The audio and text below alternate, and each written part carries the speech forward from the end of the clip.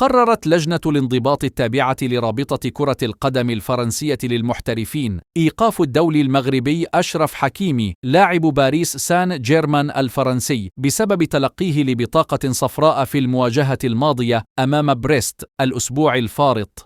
وتم إيقاف أشرف حكيمي بشكل تلقائي بعد نيله البطاقة الصفراء أمام بريست بعدما كان خاضعا لعقوبة إيقاف موقوف التنفيذ قبل ذلك بعد اتهامه بتوجيه صيحات معادية تجاه نادي أولمبيك مارسيليا. وسيغيب أشرف حكيمي عن مباراة فريق باريس سان جيرمان أمام ستاد ريمس في الجولة 12 من الدوري الفرنسي، لكنه سيكون حاضرا في المباراة التي تسبقها أمام مونبولييه.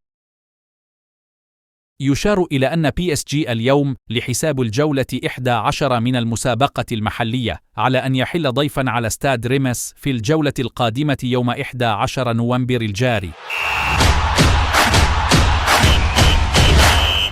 إبراهيم دياز بعد أن قرر الدفاع عن المنتخب المغربي في المرحلة المقبلة. يخشى ريال مدريد أن يشارك دياز في كأس إفريقيا للأمم التي ستقام في كوت ديفوار في يناير المقبل. حسب صحيفة ديبورتيفو، فإن مسؤولي ريال مدريد يخشون أن تؤثر مشاركة إبراهيم دياز في الكان على جاهزيته للمباريات المقبلة مع الفريق الملكي، ويتطلع إبراهيم دياز إلى المشاركة في كأس إفريقيا ليرد على تجاهله من قبل الناخب الإسباني لويس إنريكي. يعتبر ريال مدريد أكبر الخاسرين في هذه القضية، خصوصا أن إبراهيم دياز ما زال في مقتبل العمر وخاض تجربتين رفقة أسي ميلان ومانشستر سيتي. ويضغط الاتحاد الإسباني على إبراهيم دياز للتراجع عن قراره الدفاع عن ألوان الأسود، لكن إبراهيم دياز أعرب عن رغبته في الدفاع عن ألوان المنتخب المغربي، مؤكدا أن قراره نهائي. وأكملت جامعة كرة القدم المغربية ترتيبات ملف إبراهيم دياز لدى الاتحاد الدولي لكرة القدم فيفا، وبات على أعتاب الدفاع عن ألوان المنتخب المغربي.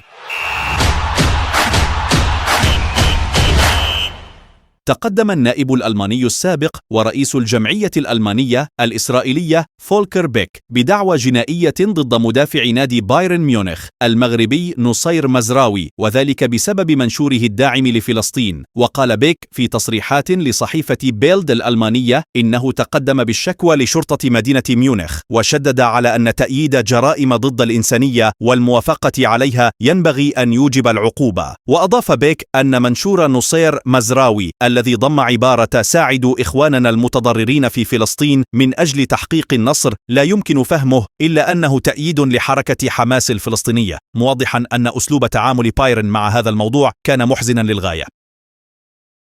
نأمل أن يساعد القضاء في جعل إدارة النادي تدرك حجم الأمور وتباعد الموقف. وكان نصير مزراوي صاحب 25 عاما نشر فيديو عبر حسابه بموقع إنستغرام متمنيا انتصار الشعب الفلسطيني على إسرائيل، ومؤكدا على تعاطفه مع القتلى الذين قضوا في قطاع غزة خلال الأيام الماضية. وكانت إدارة بايرن ميونخ قد عقدت جلسة مغلقة مع نصير مزراوي وأعلنت فتحها تحقيقا في المسألة، وأصدرت قبل أيام قرارها بعدم معاقبة اللاعب الدولي المغربي. وأثار القرار غضب الكثيرين من السياسيين والمؤسسات الألمانية المؤيدة لإسرائيل في حملتها العسكرية الحالية على قطاع غزة، مثل المجلس المركزي للجالية اليهودية في ألمانيا، وكذلك جزء من رابطة جماهير النادي الألماني. نفى المهاجم المغربي ذو الأصل الهولندي أنور الغازي اعتذاره إلى ناديه ماينز صاحب المركز الأخير في الدوري الألماني لكرة القدم بسبب تعليقات أدلى بها بشأن الحرب بين إسرائيل وحركة حماس الفلسطينية. وقرر ماينز إيقاف الغازي في 17 أكتوبر الماضي بسبب اتخاذه موقفا بشأن الصراع في الشرق الأوسط بطريقة غير مقبولة بالنسبة للنادي. وكان لاعب أياكس وإندهوفن وليل الفرنسي وأستون فيلا وإيفرتون الإنجليزيين سابقا نشر منشورات عدة على وسائل التواصل الاجتماعي عقب بداية الصراع في وقت سابق من الشهر الماضي، بما في ذلك عبارة من النهر إلى البحر فلسطين ستتحرر. وأعلن ماينز الاثنين الماضي عودة الغازي المغربي الأصل إلى صفوف الفريق، مؤكدا أن اللاعب خلال محادثات عدة مع إدارة النادي نأى بنفسه عن رسالته المنشورة على حسابه على إنستغرام 17 من الشهر الماضي، والتي حذفها بنفسه بعد بضع دقائق لاحقا.